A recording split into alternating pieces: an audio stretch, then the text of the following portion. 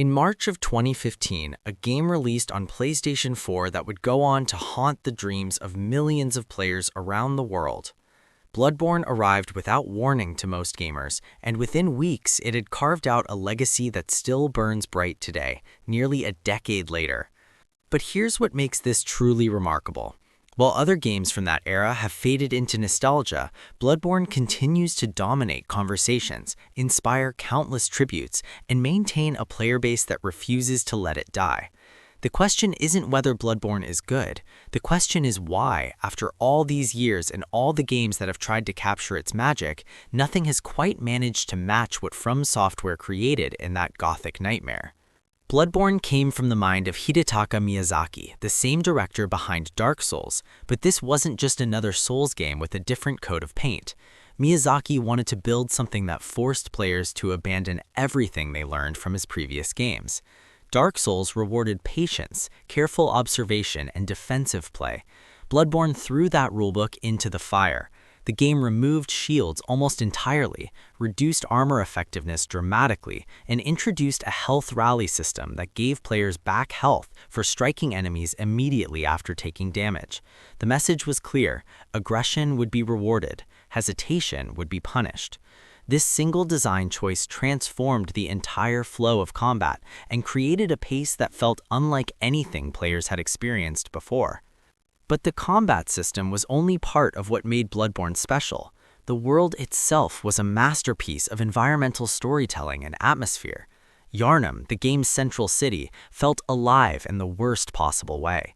Every street corner dripped with dread, every shadowy alley promised violence, and every NPC you encountered seemed to be teetering on the edge of madness.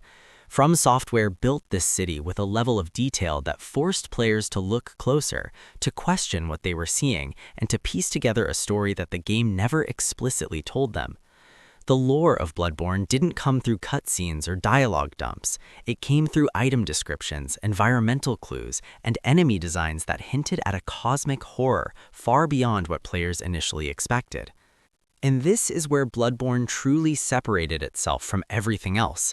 The game begins as what seems like a Victorian-era monster hunting adventure with beasts and werewolves and angry mobs, but as players progress deeper into the nightmare, the truth slowly reveals itself. The beasts were never the real threat. The game shifts from Gothic horror into something far more disturbing, pulling inspiration from H.P. Lovecraft and cosmic dread. Ancient gods, incomprehensible rituals, and the realization that humans were tampering with forces they couldn't possibly understand.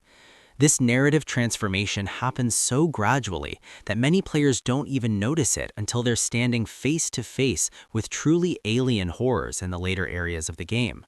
The boss encounters in Bloodborne reinforced this shift perfectly. Early bosses like Father Gascoigne and Vicar Amelia fit the Gothic beast hunting theme, testing players' skill while maintaining that Gothic atmosphere. But then came fights like Rom, the vacuous spider, and Ebrietas, daughter of the cosmos. These weren't just difficulty spikes, they were narrative turning points that forced players to confront the cosmic reality hiding beneath Yharnam's surface. And the optional content pushed this even further, with areas like the Chalice Dungeons offering randomized labyrinths filled with some of the hardest bosses in the entire game, and the Old Hunters DLC adding what many consider to be FromSoftware's greatest boss fight ever created, Ludwig the Accursed.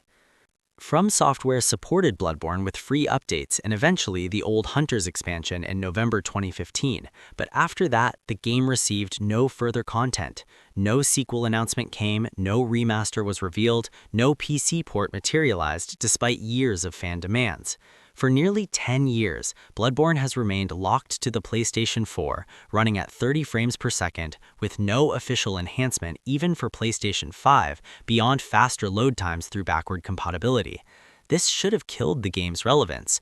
In an industry that constantly pushes new releases and updated versions, a game left untouched for a decade should fade away.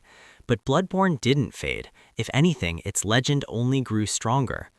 The community surrounding Bloodborne became something special. Players created elaborate lore videos, dissecting every detail of the world and building theories about the story that connected seemingly unrelated pieces of information.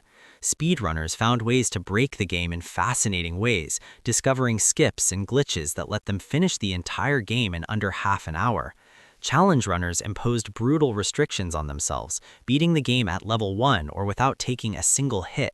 Fan artists created thousands of pieces of artwork celebrating the game's characters and atmosphere. The lack of official support from Sony or FromSoftware somehow made the community stronger, as if players had to keep the flame burning themselves, since no one else would do it for them. Other games have tried to capture what Bloodborne created. Countless indie titles have borrowed its aesthetic, its combat style, and its approach to storytelling.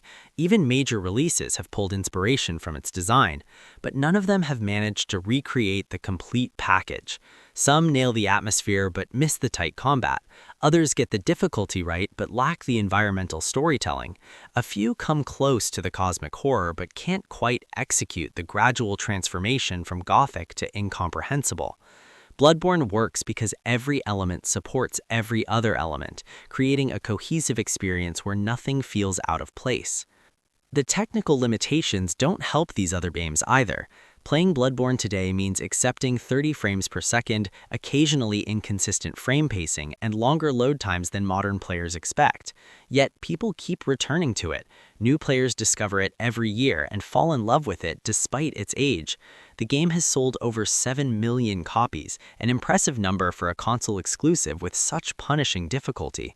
But what's more impressive is how many of those players keep coming back, creating new characters, trying new builds, and exploring every corner of Yharnam again and again.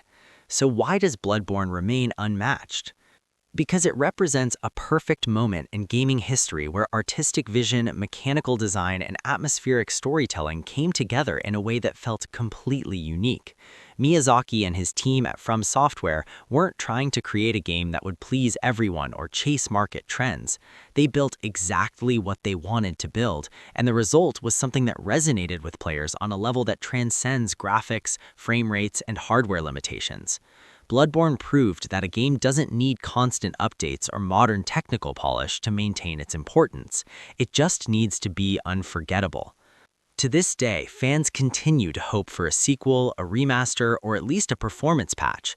Sony has remained silent on all fronts. FromSoftware moved on to create other masterpieces like Sekiro, Elden Ring, and upcoming projects. But Bloodborne stands alone, frozen in time, still waiting for someone to give it the technical treatment it deserves. And yet, even without that treatment, even without official recognition or continued support, Bloodborne continues to define what an action RPG can be when every design choice serves a singular vision. To recap, Bloodborne transformed FromSoftware's formula by rewarding aggression, built a world that gradually shifted from Gothic horror to cosmic dread, and created a community so dedicated that the game thrived for nearly a decade without official support. Its influence continues to shape the industry, and despite its technical limitations, nothing has quite matched what it achieved. If you're as fascinated by gaming's greatest achievements as we are, make sure to subscribe and hit that notification bell so you never miss our deep dives into the games that changed everything. Drop a comment telling us your favorite Bloodborne moment, and share this video with anyone who needs to understand why this masterpiece still matters.